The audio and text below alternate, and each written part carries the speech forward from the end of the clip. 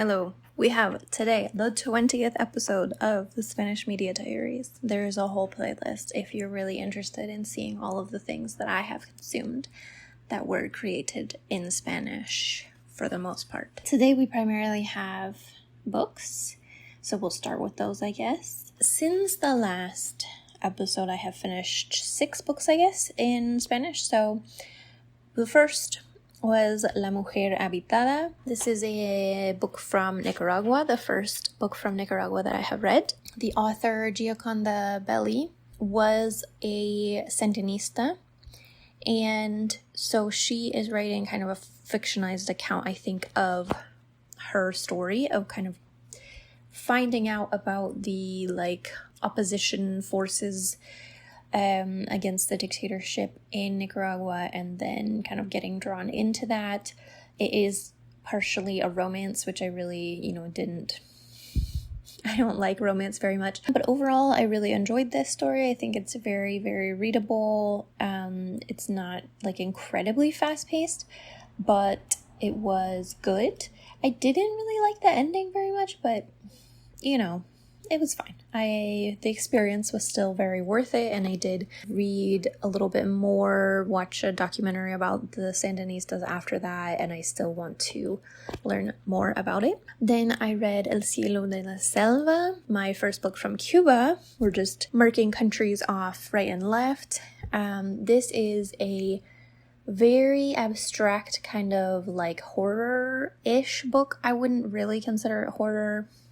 It is heavy topics, but it's a little bit more just sinister, I guess. We are living in a world in which the forest demands the sacrifice of children. So these people are living in a little commune, and as kids kind of grow up, the jungle, I guess, demands their lives, basically. So there's that element, which is obviously very feral and everything, but you're also following primarily characters who are living in this commune, so there's also very mundane day-to-day things. I liked this book. I was not obsessed with it. I don't know if it's due to my not having a ton of knowledge about Cuba or whatever.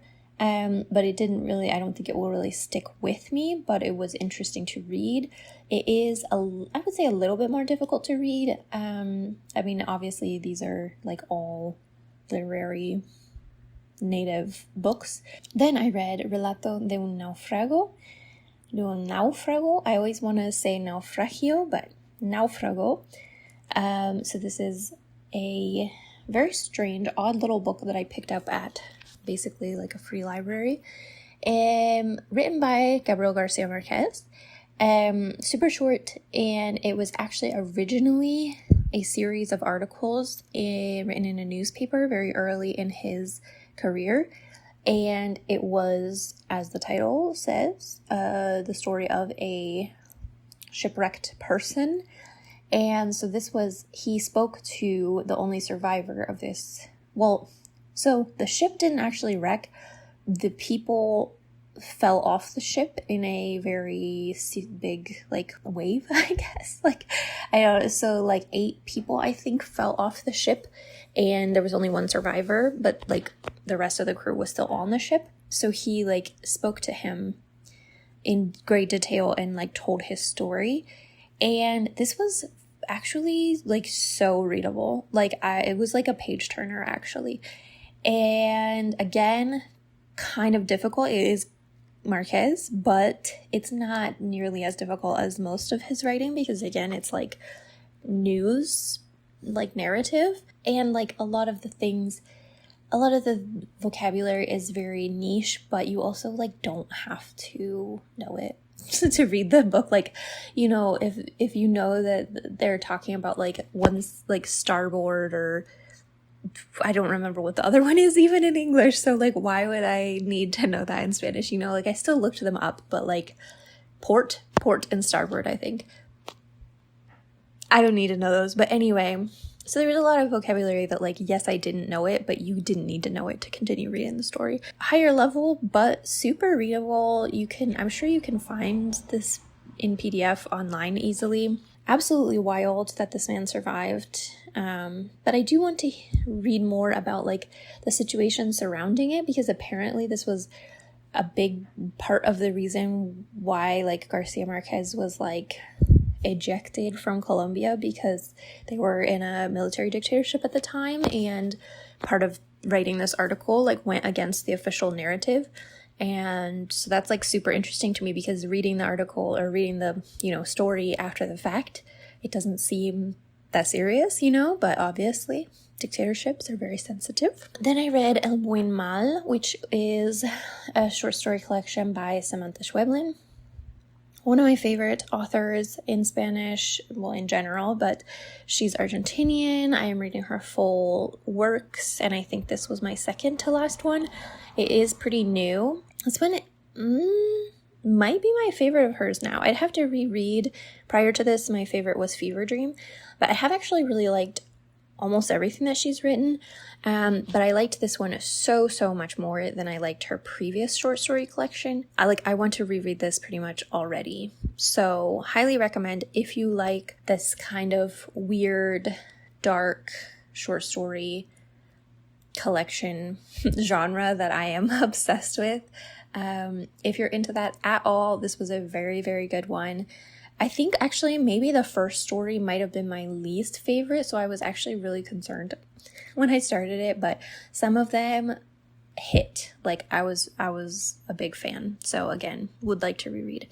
Another success on the short story collection front, Ansibles, Perfiladores y otras máquinas de ingenio, short story collection, sci-fi from Mexico, very much like examining the role of technology in our lives, and not as dark, not as heavy as most of the things that I read, but still, obviously has that touch to it, because it's examining the role of technology in our lives, but very, very good. Loved this. Then I read La Azotea, which is by Fernanda Trias. I did go see her speak in Alicante about her newest book, and the woman who was interviewing her was a professor of creative writing at the university, and she said that she always recommended people start with this book, and I just saw it at the library, on the Spanish shelf, and so I was like, okay, cool. And it was okay. It's a very short read, and I liked the writing.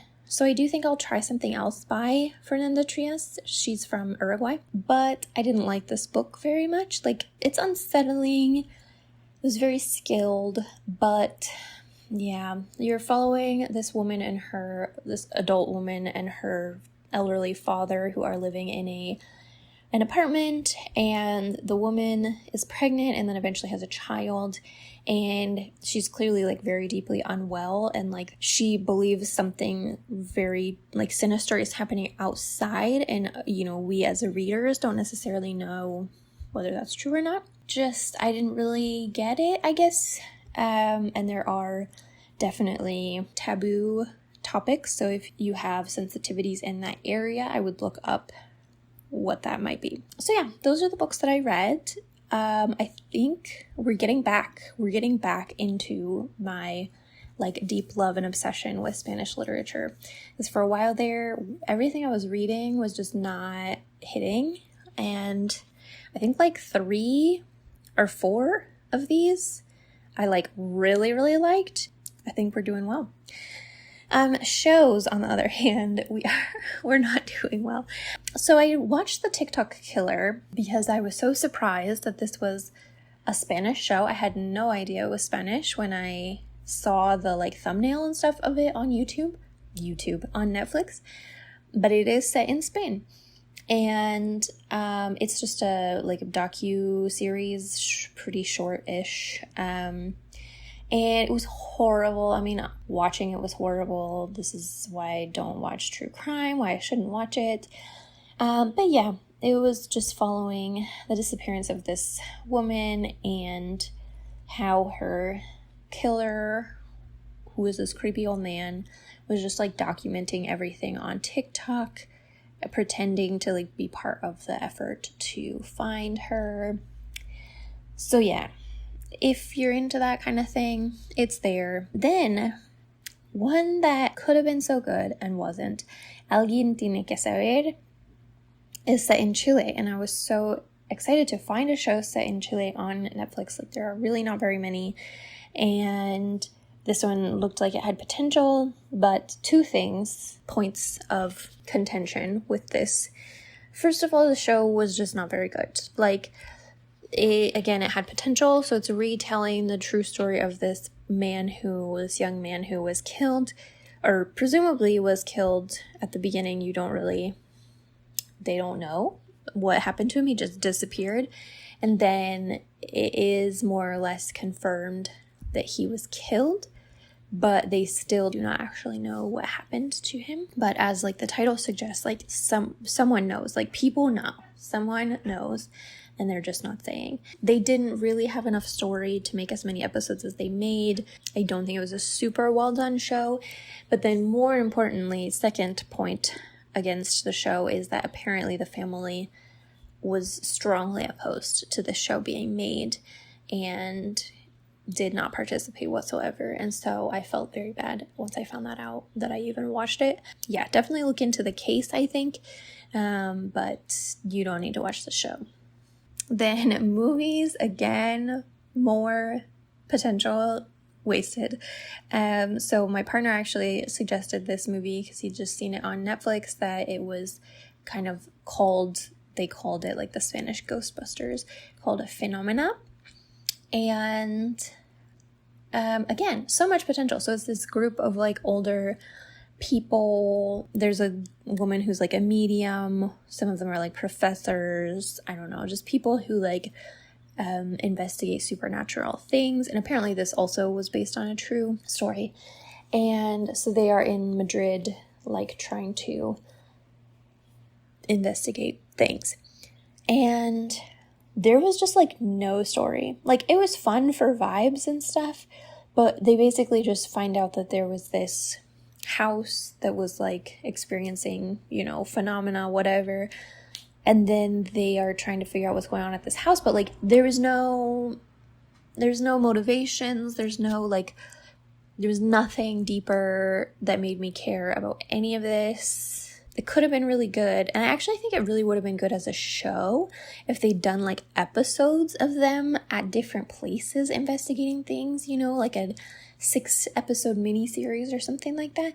But just as a movie, I was just like waiting for like a plot that never came. Then to end things back off on a good note after all that, 2 YouTube channels that I've really been enjoying lately that are both booktube related.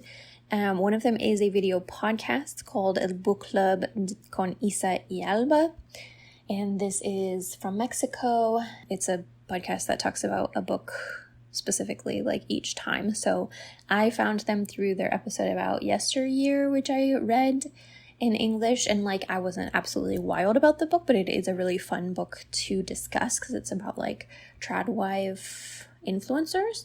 And so it was really fun to watch their discussion about it.